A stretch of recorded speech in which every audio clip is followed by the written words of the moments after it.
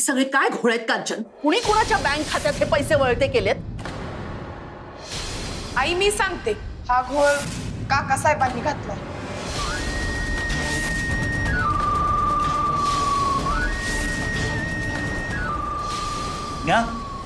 म्या घोळ घातला? काय बोलते सुनबाई? वहिनी तुम्हाला तरी पटतं घ्यायचं बोल. साळसूतपणाचं सोंग पुरं झालं काकासाहेब. तुमचं पितळ उघड बस प्राजक्ता. जरा कुठं तुझं कौतुक केलं, तुला मोकळीक दिली तर तुझं परत सुरू झालं. ये रे माझ्या मागल्या. भाऊजींवर परत संशय घ्यायला लागलीस तू. अभि तेच म्हणायलो ना, काय गुड मारलं हीच. काय बी झालं की माझ्यावरच घसरती. पैलवान काय झालंय तुला? का अशी सतत काकासाहेबांवर डूक धरून असतीस तू? काहीही बोलू नकोस. जरा कुठं बरं झालेलं बघवत नाही का ग तुला?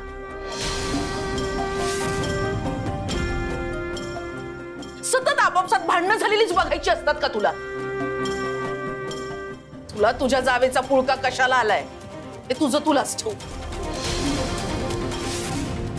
तू तिचीच कड घेत होतीस, पण तू हे सून म्हणून बोलत असशील ना, तर एक गोष्ट लक्षात ठेव.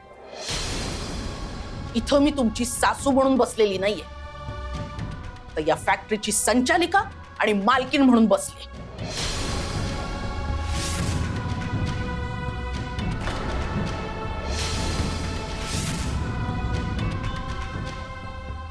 आणि या घोळाच्या मुळाशी जाऊन मी याचा निकाल लावणारच.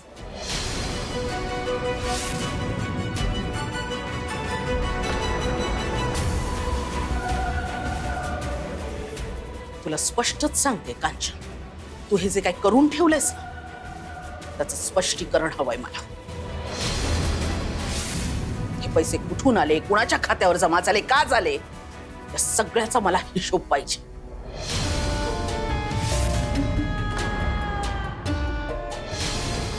फॅक्टरीत जरा काम जास्त आहे म्हणून मला इकडे लक्ष द्यावं लागतंय. पण संध्याकाळी जेव्हा मी घरी परत येईन ना, तेव्हा या सगळ्याचा मला हिशोब पाहिजे, सविस्तर. नाहीतर तू आहेस आणि मी आहे. लक्षात ठेव.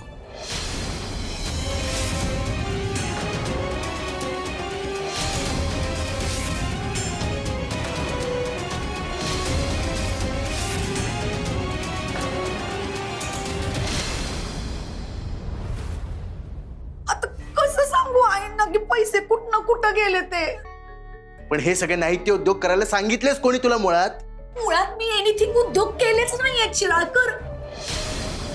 शिराळकर, मी तुम्हाला आणि मिस्टर रोजना द्यायला पैसे काढले, पण ते कॅश मध्ये, आणि ते कुणाच्या बी लक्षात आलेलं नाहीये. मी फॅक्टरीच्या अकाउंट मधून दुसरीकडे पैसे कशाला घेऊ? मला आधी वाटलं की हे समजा तुम्हीच करत असाल, म्हणून तर बँकेचे मेसेज बी चेक नाही केले. ए बाई, फॅक्टरीच्या बँक अकाउंटची छेडछाड करायला मी कशाला जाऊ? आणि तुम्हाला नीट चेक करताना आली सगळी स्टेटमेंट? अहो केले की, समजा स्टेटमेंट चेक केले.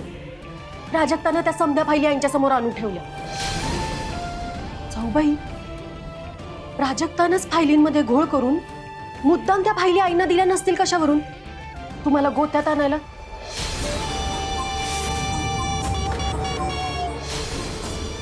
येस, तसंच झालं असेल. नाहीतर माझी पिल्ला असं कशाला करेल? माहेरी प्रिन्सेस सिंड्रेलावानी वाढली आहे ती, सासरी बी संचालिका झालती. ती कशाला मनीचे गोळ घालेल? अम्मा, निदान माझ्या समोर तरी खोटं बोलू नका. Shiralkar, what telling? माझी मम्मा खोटं बोलायली? मम्मा कधी खोटं बोलते काय? आणि मी बी खोटं नाही बोलत आहे. अहो, मी नाही घेतले या अकाउंट मधून दुसऱ्या अकाउंटला पैसे. पण निस्ताराव मलाच लागणार आहे ना. नाही तर आईच्या नजरेतनं जर तू पडलीस ना, आपल्याला त्या विरोन प्राजक्तासारखं झोपडं टाकून राहायला लागेल. कळतंय का? मला तर कळणच झालंय बघा बाई, धाकल्या सुनबाईच्या मनात माझ्याबद्दल नेमकी कसली आडी आहे. पण तुमचा माझ्यावर ठाम विश्वास आहे हे बघून दिलासा वाटला बघा. भाऊजी, ऐन उमेदीच्या तरुण वयात ज्या माणसानं स्वतःच्या संसाराचा त्याग केला आणि देवधर्माची वाट पकडली, तो इकडे येऊन असे पैशाचे घोळ का करत बसेल? इतका साधा विचार केला मी तुमच्या बाबत. शिवाय हे गेले तेव्हा आम्हा सगळ्यांना किती आधार दिलात तुम्ही. माझ्या पाठीशी अगदी थोरल्या बाबांनी उभे होतात. आणि भाऊजी, नवरात्रीला घराण्याच्या घटस्थापनेसाठी तुम्ही नेहमी हजर असता. अहो, काय नाही केलं या घरासाठी तुम्ही? मी कशाला तुमच्यावर संशय घेऊ? आणि या प्राजक्ताचं नेमकं काय बिनसलंय तेच समजणं झालंय मला. काका साहेबांवर भलते सलते आरोप कशाला घेत असतीस तू? असतात भलते सलते आरोप नाही, खात्रीनं सांगते. काकासाहेब दिसतात तसं नाही. बास प्राजक्ता, माग बी एकदा तुला बचावलं की काका साहेबांवर उगाच संशय घ्यायचं काय बी कारण नाही म्हणून. वडिलांसारखे आहेत ते, त्यांनी सांभाळलंय आम्हाला. असतो एकेकाचा स्वभाव. आता एवढं जग हिंडल्यानंतर मला बी जरा माणसांचा अंदाज येतोय.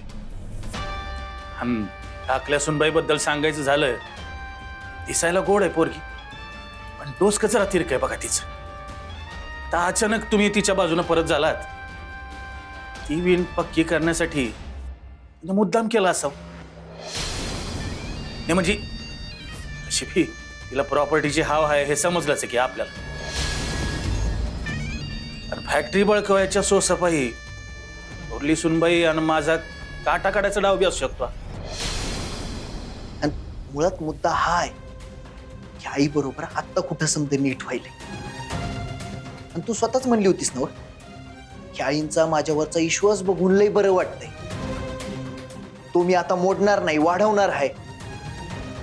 आता हे समजा काय चालवलंय मधीच? वस्तात मी बळच आईंना डिवचायला जाईन का हो? होय, तेच चालवलंयस तू. नाही, मी आता म्हणतो मी सोडतो फॅक्टरीचं काम. माझ्यामुळे उग तिचा फॅक्टरी राग नका. अहो म्या काय मीठ भाकर खाऊन गुजराण करणारा साधा माणूस. मला काही वाईट वाटायचं नाही.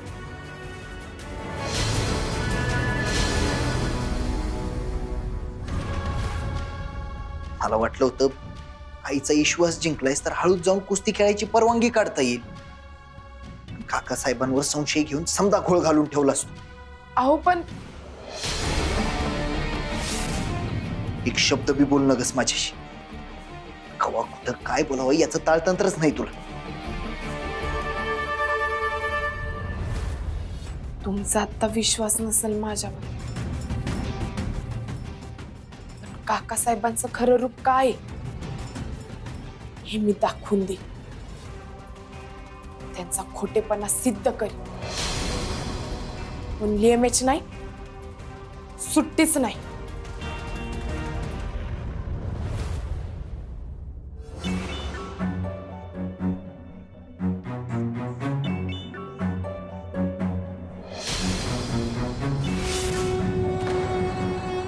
हे काय अजून सह्या नाही केलाय कागदावर? आता धक्के मारून घराबाहेर हाकलल्याशिवाय तुमची अक्कल ताळ्यावर येणारच नाही असं दिसतंय. तुम्ही सोडली म्हणून मी लाच सोडणार नाही. मानपान समजतोय मला.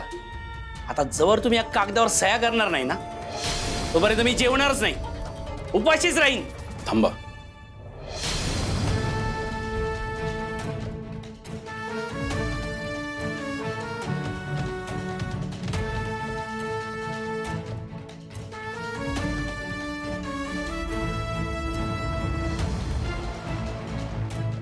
ठीक आहे, तुमची रोकड.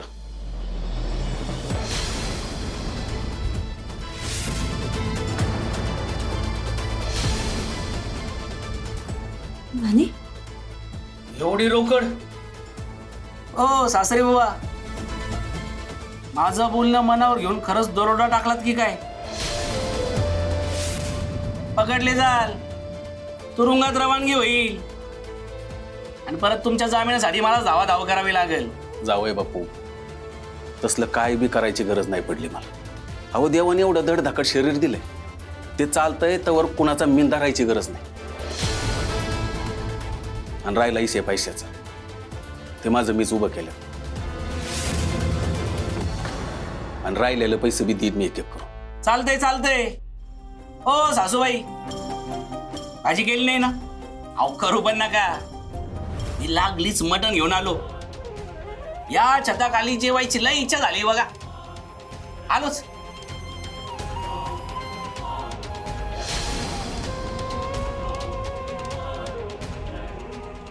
माने,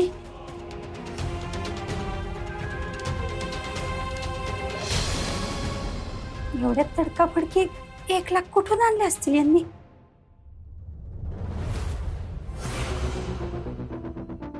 हे झालं की जरा टेबल बी साफ करशील. भाऊजी, ह्या सांगितलं तसं समजाव तुझ्या बायकोला. तिला म्हणाव काही दिवस जरा दमानं घे. आणि तू बी ध्यानात ठेव सुनबाई, तुमच्या सासूबाईंचं डोसकं जरा थंड होऊ दे, मग बघू काय करायचं. हो. चला काका साहेब, जातो झोपायला. हा, मी अभि कीर्तनाला जाऊन येतो.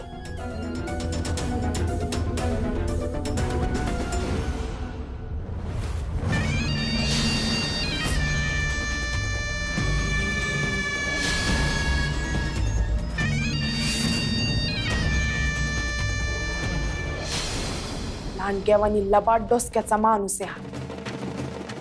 बाकीच्यांना तर फितवून ठेवलंय यांनी, आणि आता आई आणि वस्तादांच्या डोळ्यात धूळ फेकतो. याचा खरा चेहरा जर समद्यांसमोर आणायचा असेल तर त्याची खरी ओळख हुडकून काढायलाच पाहिजे. खडान खडा.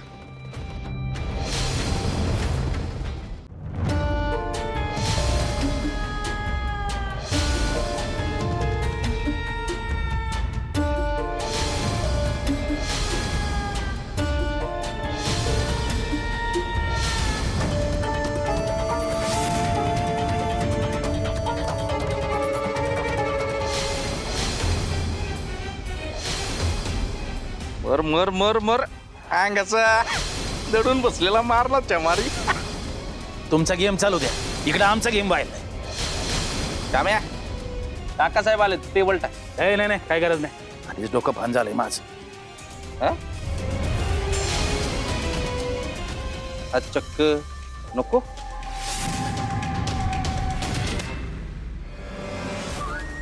काय झालं काका साहेब? अरे कसा बसा बचावलोय आज. हा घातलेले समदे घोळ ती प्राजक्ता उघडकीच आणायला निघाली. मग नाही, माझ्यावर आलं तर मी कांचनवर शिकवलं, आलं म्हणून बचावलं. प्राजक्ता वाटली त्यापेक्षा लय जड चालली. हेच तुम्हाला अगोदरपासूनच सांगतोय. काय तुम्ही काय सिरियसलीच नाही घेतलं. त्या प्राजक्ताच्या ना मुसक्या आवळून तिला एकदाच काही ती ताब्यात घ्या, नाहीतर समज सोडून तुम्हाला निघायची तयारी करावी लागेल. या बी तिचा चुलत सासरा आहे. याच्या अगोदर शिराळकरांची समधी संपत्ती विकून घशात घालणार आहे. ते करतो त्यांना आणतो रस्त्यावर. लय भारी आयडिया ही. नाही कसं आहे, थोडं थोडं मारण्यापरीस ना एकदाचा विषय संपवायचा. एकदा का शिराळकर रस्त्यावर आले ना, मग त्यांच्यावर आणखीन चिखल फेकायला आम्ही तयारच आहे. तेच करायला पाहिजे. या प्रॉपर्टीच्या विक्रीसाठी पार्टी हुडका आता. प्राजक्ता तू गेली ही मीनू वहिनी, प्राजक्ताला पाहिलं का? आता तर टेबल साफ करत होती, माहित नाही कुठे गेली असेल. आमच्या विरुद्ध अजून एखादं कारस्थान करून त्याचा कांगावर रचायला.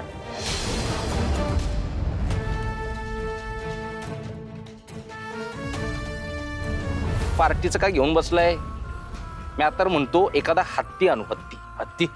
हो, योगाच्याबाई, आपल्या दोघांचं लय वर्षांचं सपन आहे ना, शिराळकरांना रस्त्यावर आणायचं आहे. मग असं झाल्यावर ना हत्तीवर बसून दारू वाटायची अख्ख्या कोल्हापुरात.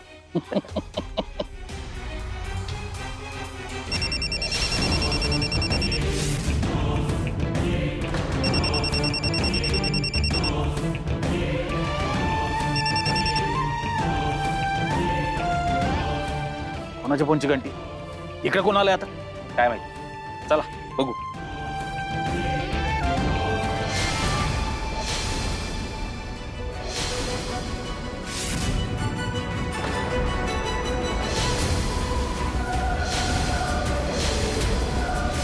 काकासाहेब कोणच नाही. आज घेतली नाही ना, त्यामुळे आपलीच रिंग वाजायची. चला 2-2 घेऊ. ए श्याम्या,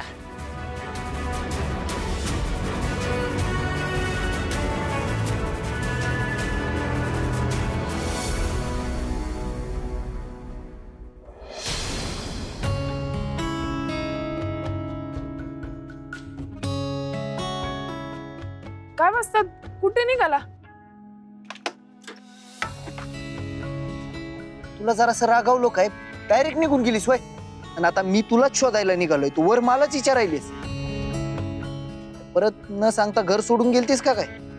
नाही हो, ते मी आफरीला भेटायला गेलते. हा, मग निदान सांगून तरी जायचं ना. व काय वाजतात?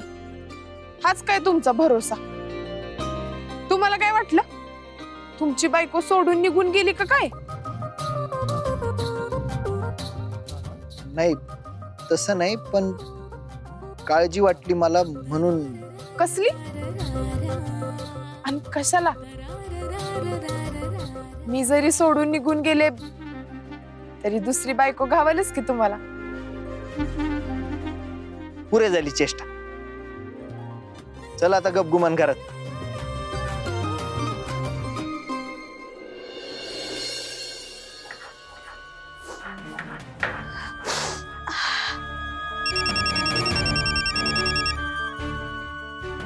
Hello, who's talking?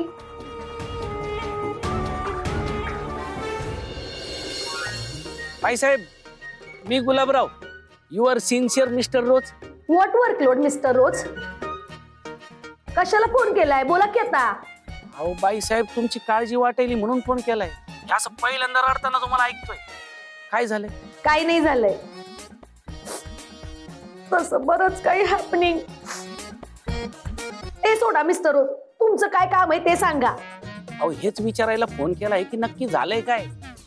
अहो काल आमच्या सासरी बुवांनी 50,000ची रोकड दिली मला. व्हॉट? अहो ते घराचं कर्ज फेडायला तुम्ही 5 लाख रुपये दिले ते नव. त्या बदल्यात त्या घराच्या कागदपत्रांवर त्यांची सही घेऊन घर ताब्यात घ्यायचं होतं. आता सगळा प्लॅनच बोंबला की राव. सासरी बुवा असे पैसे आणून द्यायले. हे जर असंच चालू राहिलं ना तर घर हातचं गेलंच म्हणून समजा. हो, नाऊ आय अंडरस्टँडिंग. फॅक्टरीचे पैसे कुठे जात आहेत ते. Now you only do one thing. तुमच्या सासरे बुवांना चांगलं खडसावून क्वेश्चन करा की हे समजे पैसे आले कुठून, आणि त्यांच्याकडनं हे पैसे प्राजक्तानं त्यांना दिलेत हे सगळं टेलिंग करून घ्या. मग मी दाखवते आईला की फॅक्टरीचे समधे पैसे त्या पैलवान प्राजक्तानं तिच्या फादरला दिले आणि तिचं सगळं पित्तळ ओपन करते. वय वय,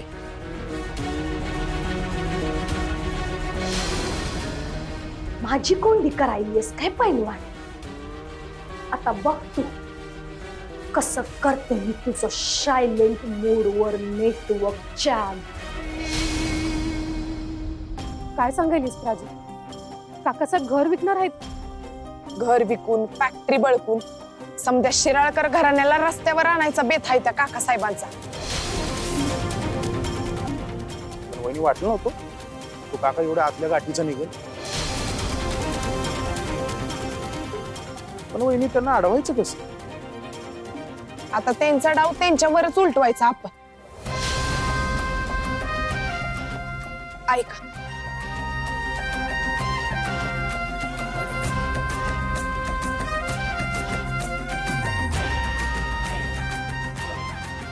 अगं पण प्राची हे तर लई अवघड काम आहे. जरा बी इकडे तिकडे झालं ना तर वाट लागेल आपली. वय वय वहिनी हो लय रिस्की डाव दिसतोय बरं का. त्या काकासाहेबांचा विषय जर आर पार करायचा असेल ना भाऊजी तर आपल्याला ही रिस्क उचलावीच लागते. काय बी झालं तरी त्या काकासाहेबांचा बुरका मी फाडणार. यासाठी मला आईंच्या नजरेत नजरे उतरावं लागलं ना तरी बी चालेल. पण त्या काकासाहेबांना डोईजड होऊ देणार नाही. त्यांचा डाव संपवणार म्हणजे संपवणारच. विषयच कट.